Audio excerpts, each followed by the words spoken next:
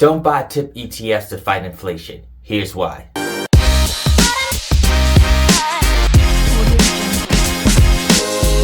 Hey, welcome to DOW'S Stock Talk, where I talk about topics relating to investing in finance, but more specifically the stock market. In today's video, I'm going to be going over why investing in tips, ETFs to fight inflation may not be that good of an idea. I think investing in tips, ETFs to fight inflation was a complete waste. She's thrown away the garbage. And before you stop this video, I have actual proof where I actually invested in tips ETFs to fight inflation, and for about 2 years, and I actually lost money. And at one period of time, I lost over double digits. Wait, what? But before we get started, make sure you smash the like button because it helps the YouTube algorithm. It helps YouTube know that this is quality content and help my videos reach a broader audience. Well, they might ask, what is tips ETFs? So TIPS stand for Treasury Inflation-Protected Securities. So you're supposed to invest in these to help fight against inflation or to hold your buying power. So if inflation numbers go up, you should get a relatively yield about the same based off the CPI numbers. I don't want to get into the nitty gritty, but just know that people invest in TIPS to help protect their buying power from inflation. So they say. So there's two different types. So I'm more so talking about the tips ETFs. So there's the tips that's kind of just where individual tips where they have a maturity date where you can get it from the federal government. And there's the tip ETFs. Inside the fund, they have Treasury Inflated Protection Securities inside the fund. So that's the one I had, the ETF. Now the tips individual, they had the maturity date. It kind of works different. My logic was, okay, I actually bought it in 2020. And 2021. So the beginning, I believe 2020 June and January 2021, I was going to park the cash. I felt like I might need it within a year or two. So it was just more so short-term play. So I was just going to put my money in here, tips ETF, to help fight against inflation until I need the money. Sounds good to me. It sounds like a very smart idea. And at the time, most people would say, oh, that's a wise idea if your concern was inflation. We know from 2020, inflation was a problem, so I was right about that. However, that was one thing about this tip ETF that didn't work. The main purpose of it was to fight against inflation, and it actually lost. That's right, I actually lost money putting into these. Are you serious? You cannot be serious. Now you might be thinking, how's that possible? Well, guess what? I'm going to show you exactly how. So this is not back testing. This is not theory. This is actual application of what I invested my money into, so you can, and I'll explain what happened. Tell me everything. This is how it just normally do to give you a finance one-on-one. When bond prices goes up, yields go down, and when yields go up, bond prices goes down. That's typically how it is. Now, with these tips ETFs that I didn't take in consideration of is interest rates. So when I actually got the tip ETF, interest rates was about 0. So the price of the tip ETF was adjusted assuming interest rates was going to stay low. However, what ended up happening is interest rates jumped substantially in a very short period of time, which made the newer bonds more attractive, which made people sell the older bonds to get newer bonds, which then created a lot of volatility in the actual ETF. So the price of the bond ETF dropped substantially. So even though the yield increased, the price dropped so much that relative, the yield that I got, that I was getting paid relative to the price was not enough, and I actually lost money. I've miscalculated. Now let's look into the actual numbers so you can see for yourself. So these are the exact ones that I end up having. I had a variety of tips, ticker SHHP. It was Charles Schwab US tips ETFs. And I had the one by Vanguard VTIP, Vanguard short-term tips. I had that ETF as well. I'm going to post the screenshots so you can see everything for yourself. Okay, so in June 20th, I put $800 in the variety tips ETF, and the price was like $59.91. I also put, for June 2020, I also put $1,000 in the Vanguard short-term tips of $50.16. Now you gotta remember, I use Stash, so I'm just saying the dollar amount that I put into it, not how many shares. But I'll have it up on the screen. So in June 20th, also I had $90 worth of variety tips for $59.91.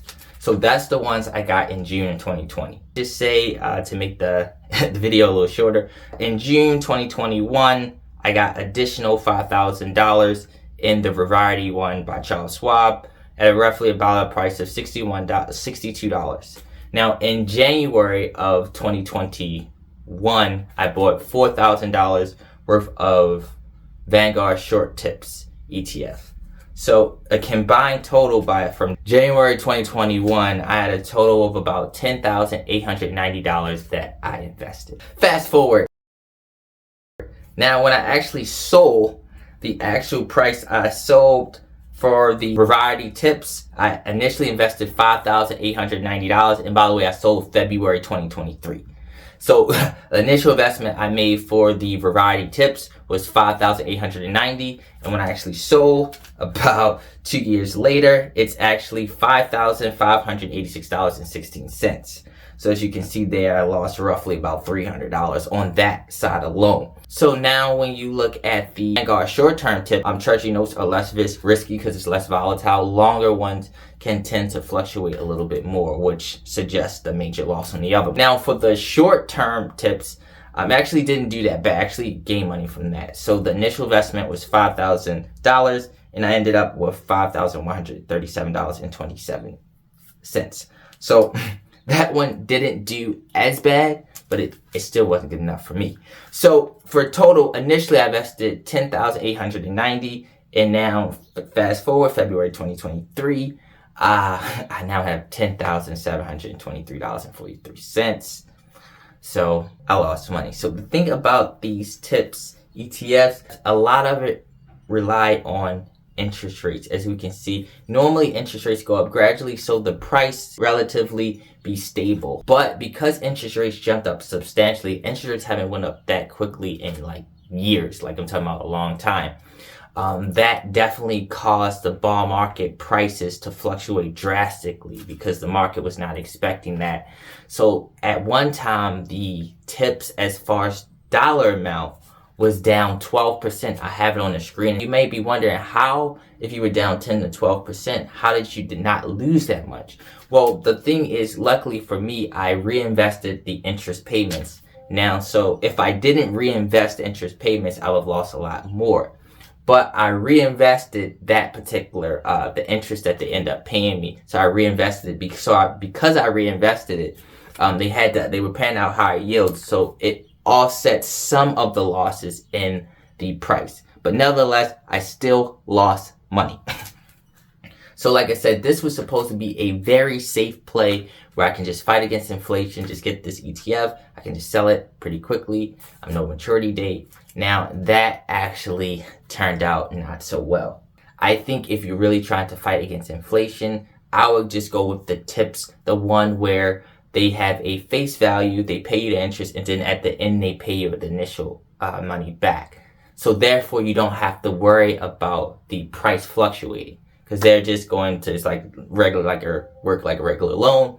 I invest this amount, I'll give you an interest payment, and at the end you'll know the exact amount. With the tips ETF, the actual price is kind of dictated by the market. So even though the yield may be high, the price can really fluctuate depending on the current demand. That's right. I wanted to show you all the screenshots so you can see actual investment that I made, the pros and cons. Now, like I said, I would have lost a lot more, but a lot of the dividend payments, some dividend payments was like $40. Well, depending on, someone was like $40, someone was like $100. So when I reinvested that kind of offset it well. So that's why I think investing in tips ETFs is not a good idea. The whole point of investing in these is to fight against inflation. So you would expect 2 years later, since I held it for about 2 years, some of them held longer than that, you would expect that you would have at least it did what it was supposed to do, but actually it didn't. So I'm thinking like, okay, so if it doesn't fight against inflation correctly, what's the point of having it from the start? And that's why I made this video, because I thought it was ridiculous. I was just like, why invest in TIPS ETFs supposed to fight against inflation when it doesn't do that? Like what's the point? You had one job to fight against inflation. And not only did it not work, I actually would have done better just holding the cash. That's crazy. I would have done better. That's right. I said I would have done better to just hold the cash for 2 years and I would have a higher amount. Now, I mentioned that I call myself diversifying, but typically short-term treasury or short-term tend to be less volatile than the long-term bonds. So if I would have invested all the money in the short-term bonds, I wouldn't have lost money and it would have been a little less volatile. But nonetheless, I didn't. So I should have put all of them in the Vanguard one, short-term one. I wouldn't have done as good as I would like to do, but at least I wouldn't have lost money. Yeah, guys. So, you know, putting it into a high yield savings or just even leave it in hard cash would have gave me a higher return. So for me, TIPS ETFs to fight against inflation, to me, it didn't work. I really don't see the purpose.